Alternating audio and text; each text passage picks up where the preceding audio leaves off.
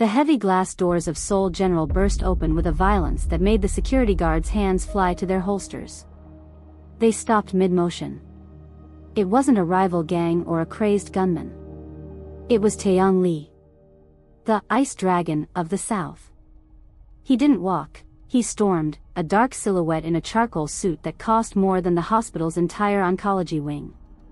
Behind him, 4 men in identical black ties followed like silent shadows, their presence turning the sterile lobby into a pressurized chamber. "Where is she?" Taeyang's voice wasn't loud, but it cut through the frantic beeping of monitors and the distant sirens like a razor. The head of surgery, a man who had operated on prime ministers, began to stammer. "Mr. Lee, we didn't expect you personally. The patient is in ICU room 402, but the police." Taeyong didn't wait for the end of the sentence. He moved past the doctor, his stride eating up the hallway. Nurses pressed themselves against the tiled walls, holding their breath. They knew the rumors. Taeyong Lee once dismantled an entire shipping firm because they missed a single delivery. He was a man who measured life in cold efficiency and absolute loyalty. He reached room 402 and stopped. For a heartbeat, the terrifying momentum of the ice dragon vanished, replaced by a haunting, heavy stillness. Through the observation window, he saw her. Kesha Robinson. She looked devastatingly small against the stark white sheets. Her skin, usually a rich, vibrant mahogany that stood out in the pale halls of his mansion, was now marred by angry, swollen shades of purple and blue. A thick bandage was plastered across her forehead, and her left eye was swollen shut. The rhythmic, mechanical hiss-click of the ventilator was the only thing keeping the silence from becoming absolute. Taeyong stepped inside. The air in the room felt 5 degrees colder. He approached the bed, his eyes tracing the 4 lines snaking into her arm.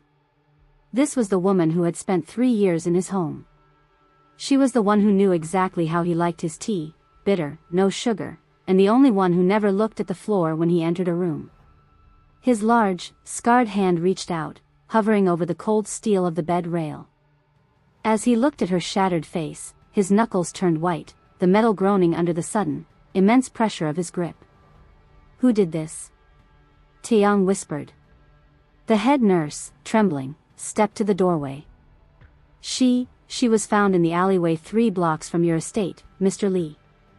The paramedics said it looked like a professional interrogation. They wanted her to talk. Taeyang's jaw tightened until a muscle jumped in his cheek. He didn't look back. His gaze remained locked on Kesha's closed eyes. "She didn't talk," Taeyong said, his voice dropping to a terrifying, guttural growl. "Because if she had, I'd be the one in the morgue right now." He turned slowly, his eyes burning with a dark, predatory fire that made the nurse stumble back. "Find my security chief," Taeyong ordered his men. "Tell him if he isn't in this hallway in 5 minutes, he'll be the next one occupying a bed in this ward." As the men scrambled away, Taeyong noticed something. Tucked into the blood-stained collar of Kesha's hospital gown was a small, torn piece of fabric. It wasn't from her clothes. It was a fragment of a high-end silk tie, patterned with the distinct silver crest of the Lee Syndicate. The Lee mansion was a fortress of marble and secrets, a place where silence was a currency and every hallway felt like a tomb. For 3 years, Kesha Robinson had been the ghost haunting its corridors. She wasn't supposed to be there. Most of the staff were third-generation loyalists, born into the syndicate service. But Taeyong Lee was a man of logic, not tradition. He had found her working 3 jobs in a rough corner of Itaewon, her eyes sharp and her spine straight even when a local thug tried to stiff her on a bill. He hadn't seen a maid, he had seen a survivor. In the mansion, Kesha became the invisible thread holding the chaos together. While the Ice Dragon managed his empire from a mahogany desk, Kesha managed the man. She was the one who replaced the burnt-out light bulbs in the basement where no one dared to go. She was the one who noticed when Taeyang's hand shook slightly from exhaustion and silently placed a glass of water and 2 aspirin on his nightstand without a word. To the rest of the staff, she was a cipher. A foreigner, who didn't belong in their hierarchy. "Don't speak unless you're spoken to," the head housekeeper, Mrs. Park, had hissed on Kesha's first day. And never, under any circumstances, look the boss in the eye. To him, you are just the furniture that moves. Kesha had nodded, tucking a stray curl under her headband. She didn't mind being furniture. Furniture saw everything. Furniture heard the whispers that men in suits forgot to silence. She watched the lieutenants trade envelopes in the pantry. She saw the sweat on the security chief's brow when a shipment went missing. She learned the rhythms of the house better than the architect who built it. To Taeyang, she was a shadow that brought him coffee at 4 a.m. To the others, she was a nuisance to be ignored. But 3 nights ago, the rhythm of the house changed. Taeyang was scheduled for a high-stakes meeting at the docks. The mansion was buzzing with a nervous, electric energy. As Kesha polished the silver in the dining hall, she noticed something off. The security chief, a man Taeyang treated like a brother, wasn't checking the perimeter. He was huddled in the dark corner of the garage, his phone screen illuminating a face twisted with a greed Kesha had seen many times in the slums. She didn't mean to listen. But as she moved toward the trash bins, the wind carried a single sentence through the cracked garage door. The detonator is set for the ignition. He won't even make it past the front gates. Kesha froze, the silver tray slipping from her numb fingers. The clatter echoed like a gunshot in the silent garage. The chief's head snapped toward her position, his eyes cold and murderous. The silver tray clattered against the concrete with a deafening ring. In the silence of the underground garage, it sounded like a death knell. Kesha's heart hammered against her ribs, a frantic bird trapped in a cage. She didn't breathe. She didn't move. She stayed pressed against the cold brick of the outer pillar, her fingers digging into the mortar until her nails bled. "Who's there?" The voice belonged to Park, the head of security. It was a voice usually filled with authority, but now it was laced with a jagged, nervous edge. Kesha heard the heavy thud of leather boots stepping toward her. Clack. Clack. Clack. She squeezed her eyes shut. If she ran, she was a target. If she stayed, she was a witness. "Probably just a stray cat, Chief," a second voice muttered. This one was younger, one of the junior guards, Minho. "The wind is kicking up. Let's finish this. If the boss catches us near the car after the sweep, we're dead before the bomb even goes off." "I don't like probably," Park growled. Kesha saw his shadow stretch across the pavement, long and distorted like a monster from a nightmare. He was inches away. She could smell the expensive tobacco on his breath and the metallic scent of gun oil. "Check the perimeter anyway," Park ordered. "And remember, the frequency is set. The moment he turns the ignition, the fuel line ignites. There won't be enough left of Taeyang Lee to put in a coffin." We moved to the safe house in Incheon immediately after the blast. "And the girl?" Minho asked, his voice dropping. "The one who does the cleaning. She's always lurking. If she's in the house, she goes down with the ship," Park said coldly. "Collateral damage." Kesha felt a cold shiver wash over her. It wasn't just a betrayal, it was an execution. For 3 years, she had watched Taeyang Lee. She had seen the way he carried the weight of 1,000 lives on his shoulders, a man trapped by his own power. He wasn't a good man, but he was a fair one.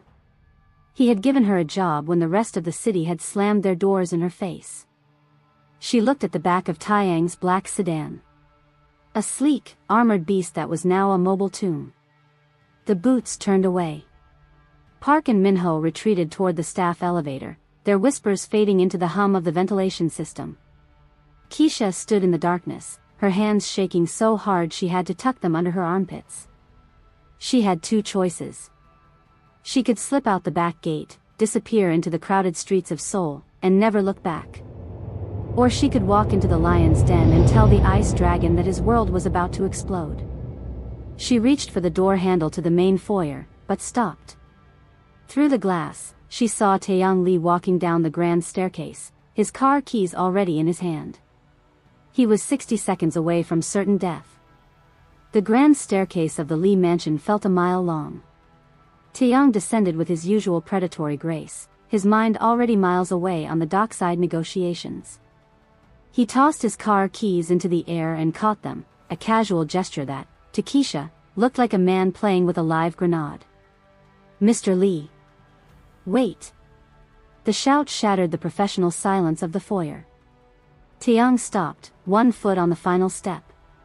His security detail immediately bristled, hands shifting toward their waistbands. Kesha burst through the service doors, her apron stained with silver polish, her breathing ragged. She didn't look like a maid anymore, she looked like a woman possessed. "Get back to your quarters," the lead guard on the stairs barked, stepping into her path. "The boss is leaving." "The car." Kesha gasped, pointing frantically toward the garage. "You can't get in the car." Taeyang's eyes narrowed into frozen slits. He didn't move, but the air around him seemed to thicken. "Kesha," he said, his voice a low warning. "What is this?" "In the garage." "I heard them," she said, her voice trembling but loud enough to echo. "Chief Park." "He said the ignition, he said the fuel line is rigged to a detonator. He said you wouldn't make it past the gates." A heavy, suffocating silence fell over the room. The guards looked at each other, then at the garage doors. Chief Park, who had just entered from the side hall, froze. His face went ashen, but his years of training kicked in. "Sir, she's hysterical," Park said, stepping forward with a forced, calm smile. "She must have overheard a movie or misunderstood a conversation about the maintenance. I'll take her aside and find out what's wrong." Park reached for Kesha's arm, his grip looking like a rescue but feeling like a vice. "She mentioned the ignition, Park," Taeyang said, his voice dangerously soft. He hadn't looked away from Kesha's terrified eyes. "She mentioned the fuel line. That's a very specific misunderstanding for a maid who doesn't know a wrench from a whisk." "Boss, we don't have time for." "Check the car," Taeyang commanded. The words were a quiet execution. Two guards, not part of Park's inner circle, hurried into the garage with a bomb-sniffing dog and a handheld scanner. Minutes felt like hours. Taeyang stood perfectly still, his gaze shifting slowly from Kesha to Park. The scanner began to wail, a high-pitched, frantic scream. "Sir," a guard shouted from the garage. "Mercury switch wired to the starter. C4 under the driver's seat. It's live." The world seemed to stop. Taeyang Lee looked at the keys in his hand, the keys that would have ended his life. Then, he looked at Kesha. Taeyang opened his mouth to speak, but the sound of tires screeching outside cut him off. In the chaos of the discovery, Chief Park had vanished through the service exit. He knew he was a dead man, and he wasn't going to go alone. Taeyang's eyes were cold fire. He turned his attention to his security team, his voice radiating a lethal calm. "Lock down the estate. Nobody leaves. Nobody enters. I want Park's head on a platter by dawn. And if any of you were involved, start praying."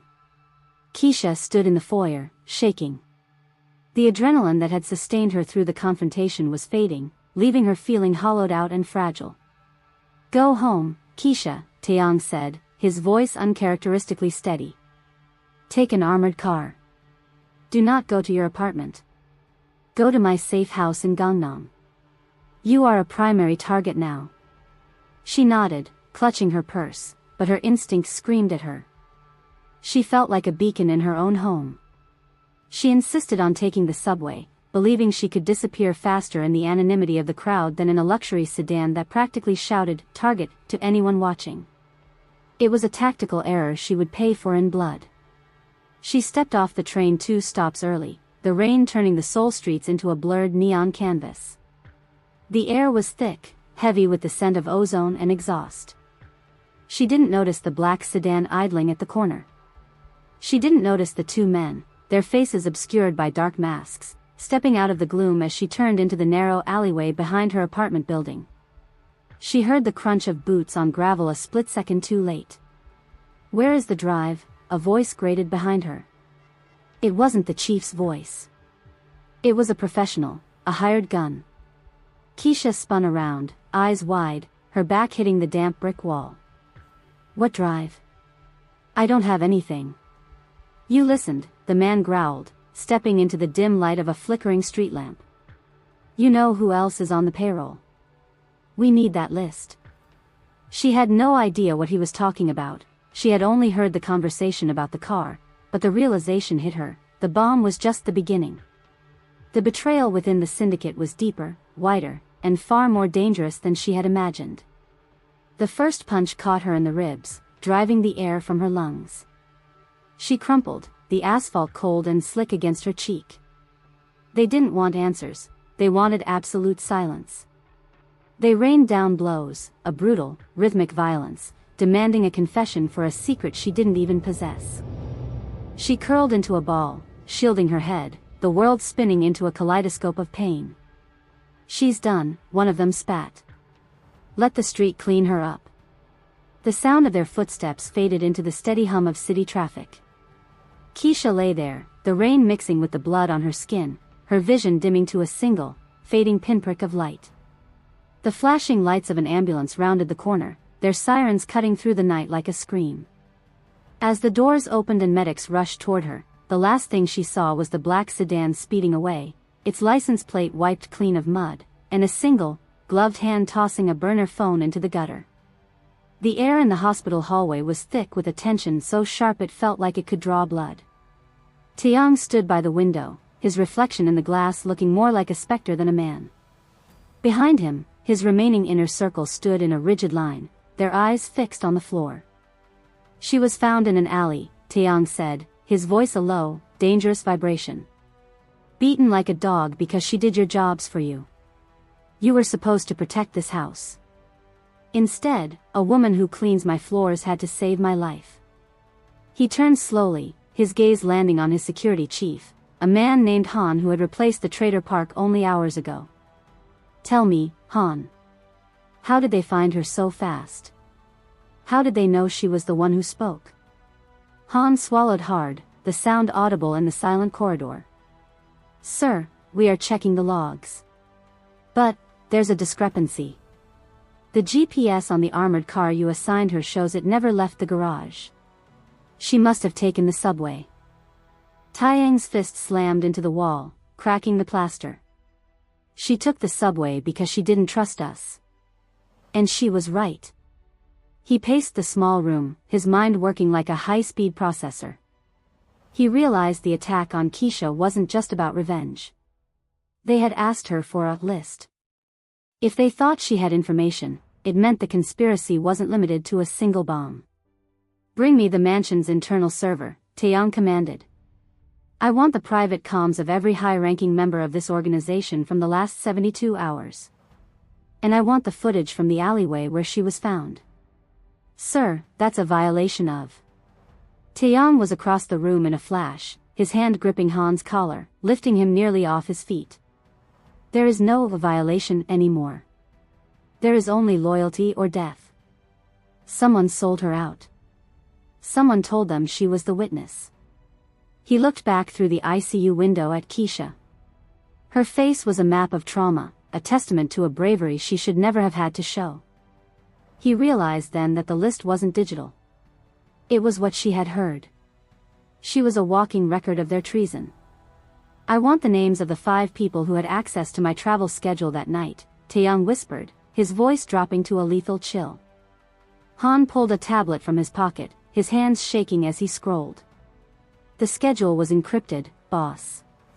Only 5 people had the key. Me, Park, and your 3 primary lieutenants. He paused, his face turning pale. But there's a login from 15 minutes ago.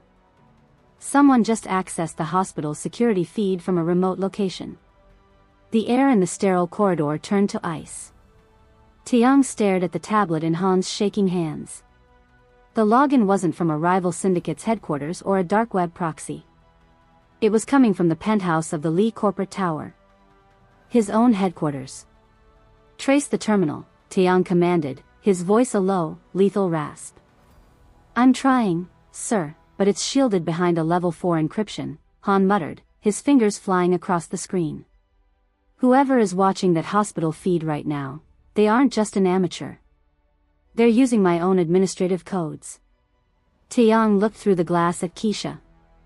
She was still unconscious, her breathing assisted by the rhythmic hiss of the machine. To the world, she was just a maid. To the traitor watching through the grainy security camera in the hallway, she was a loose end that needed to be severed. He didn't just feel anger, he felt a cold, calculated clarity. He had spent 15 years building an empire on the foundation of absolute loyalty, only to realize the foundation was made of sand. Call a full council meeting at the mansion, Taeyang ordered. All 3 lieutenants. Tell them I've found the person who leaked the travel schedule and I'm going to execute them publicly at midnight. But sir, Han whispered, we don't know which one it is yet. They don't know that, Taeyang countered. He leaned into the ICU room, his shadow falling over Kesha's bed. The rat will move when the light gets too bright. If they think I'm closing in, they'll try to finish what they started here before I can get back. He turned to his 2 most trusted guards, men who had bled with him in the trenches of the Incheon docks. You stay inside this room. If anyone without a surgical mask and a verified ID badge steps within 10 feet of that door, you don't ask questions. You fire. Taeyang walked toward the exit, his coat billowing behind him like the wings of a dark omen. He wasn't going to the mansion. He was going to the hospital's security hub. He wanted to see the face of the person who was watching her. As he reached the basement stairs, his phone buzzed. A private message from an unknown number appeared on the screen. It was a photo taken from the hallway he had just left. The caption read, "She has 10 minutes left to live. How fast can you run, dragon?" Taeyang's heart didn't race, it turned to stone. He didn't run for the stairs, that's what the traitor expected. Instead, he spun around and walked back toward the ICU with a terrifying, measured gait. Han, cut the power to the 4th floor. Now. Taeyang barked into his comms. Sir. The life support. The backup generators will kick in for the ventilators in 3 seconds. That's all the time I need. Cut it. A second later, the hospital was plunged into a heavy, artificial darkness. The emergency red lights flickered on, casting long, bloody shadows across the linoleum floors. Taeyang didn't go into Kesha's room. He stepped into the supply closet directly across from it, leaving the door cracked just a hair. He pulled his silenced 9mm from his shoulder holster. In the silence of the darkened wing, every sound was magnified. The hiss-click of Kesha's ventilator. The distant hum of the city. And then, the sound he was waiting for. Squeak. A pair of rubber-soled shoes moving fast. A shadow detached itself from the end of the hallway.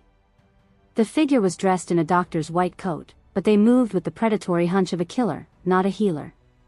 The assassin held a syringe in one hand and a suppressed pistol in the other. The figure reached room 402. They didn't hesitate.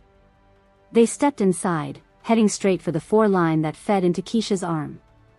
Taeyang stepped out of the closet, his silhouette framed by the red emergency light. You're late, Taeyang said, his voice a ghost's whisper. The assassins spun around, leveling their weapon, but Taeyang was faster. A single shot rang out, not a bang, but a sharp thud, and the assassin's gun skittered across the floor as their hands shattered. Taeyang was on them in 3 strides. He kicked the intruders' legs out from under them and pinned them against the medical cart, his forearm crushed against their throat.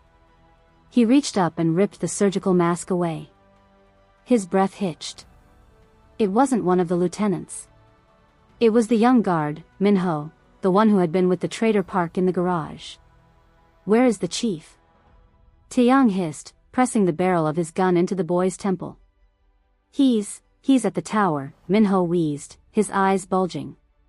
He said if I didn't kill her, he'd kill my family. He's not alone, boss. He's got half the council. They're voting to replace you tonight. Taeyang's phone vibrated again. It was a live video feed. The camera was pointed at his own boardroom table. He saw his 3 lieutenants sitting there, and in his seat, the dragon's chair, sat the man he had trusted most. The boardroom at the top of Lee Tower was a cathedral of glass and steel, overlooking a city that had no idea it was about to witness a massacre. At the head of the table sat Han, the man Taeyang had just promoted to security chief. He wasn't trembling anymore. He was pouring a glass of 20-year-old scotch, leaning back in Taeyang's chair with the casual arrogance of a king. "He's a relic," Han said, gesturing with his glass to the 3 lieutenants seated around him. "Taeyang Lee has gone soft. He's risking the entire syndicate's stability over a maid. A girl who cleans the floors has become his Achilles heel. He saved our lives for a decade," Han, one lieutenant muttered, though his hand shook as he reached for his drink. "And now he's a liability," Han snapped. "The bomb failed, but Min-ho is at the hospital now. By the time the sun rises, the witness will be dead, and Taeyang will be too broken to fight back. We vote now. Who stands with?" The heavy oak doors didn't open, they exploded inward. Taeyang Lee stepped through the smoke, his suit jacket gone, his white shirt sleeves rolled up to elbows stained with the blood of the assassin he'd left at the hospital. He didn't carry a gun. He didn't need one. The sheer gravity of his presence made the air in the room feel like lead. "The vote is cancelled," Taeyang said. Han froze, the scotch spilling over the rim of his glass. "How?" "Min-ho was supposed to. Min-ho is currently explaining his sins to the police." Taeyang walked toward the table, each footfall sounding like a hammer on a coffin. "And you, Han, you're going to explain why you thought my mercy was a weakness." Han lunged for the drawer where Taeyang kept an emergency pistol, but Taeyang was a blur of motion. He grabbed Han's wrist, the bone snapping with a sickening pop, and slammed his head into the polished mahogany table. The lieutenants scrambled back, their chairs clattering.